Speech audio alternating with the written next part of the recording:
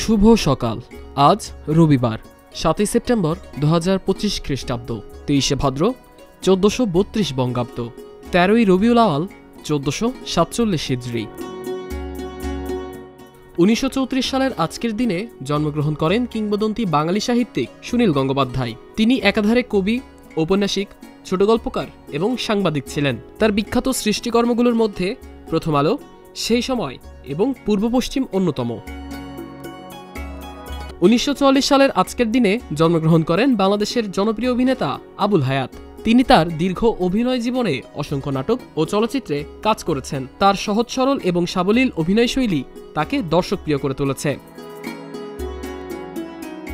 ১৫৩৩ সালের আজকের দিনে জন্মগ্রহণ করেন ইংল্যান্ডের রানী প্রথম এলিজাবেথ। তিনি দীর্ঘ ৪৫ বছর ধরে ইংল্যান্ড শাসন করেন।